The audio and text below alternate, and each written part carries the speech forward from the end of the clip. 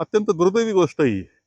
खरे तुम्हाला प्रतिवाद करायला संधी आहे. तुम्ही सांगू शकता की आम्ही कसे खरे वारकरी आहोत, हे सांगण्याची जबाबदारी त्यांची आहे. असं असतं आणि हल्ला करून दहशत निर्माण करण्याचा प्रयत्न होतोय.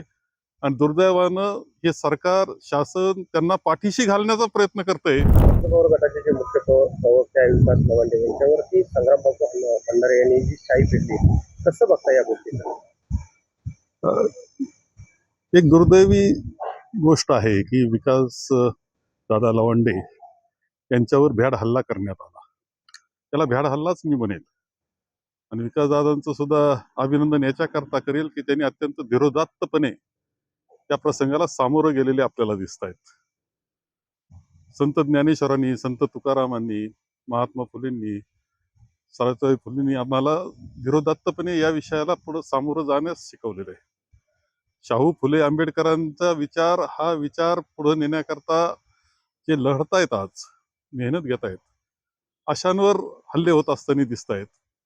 प्रवीणदादा गायकवाडांवर हल्ला झाला, हनुमंत पवारांवर हल्ला झाला, आता विकासदादा लवांडेंवर हल्ला झाला. अत्यंत दुर्दैवी गोष्ट ही.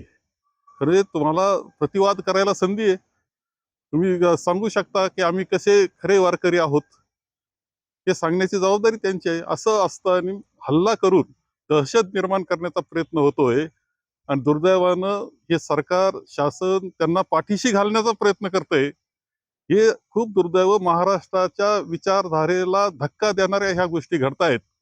आणि यामध्ये अत्यंत जागृतपणे वारकरी संप्रदायानं, जे जे असतील वारकरी संप्रदायाला मानणारे, त्यांनी या गोष्टी खूप जागृतपणे पाहिलं पाहिजे. प्रतिवाद करायला हरकत नाही ना, तुम्ही करा प्रतिवाद. त्यांनी काही म्हटलं असेल तर ही पद्धत जी आहे ती अत्यंत चुकीची आहे. संगमनेरमध्ये ते काही दिवसापूर्वी आले होते, मात्र त्यांनी सांगितलं होतं आपला ज्यावेळेस संघर्ष झाला पुरेसे आहे.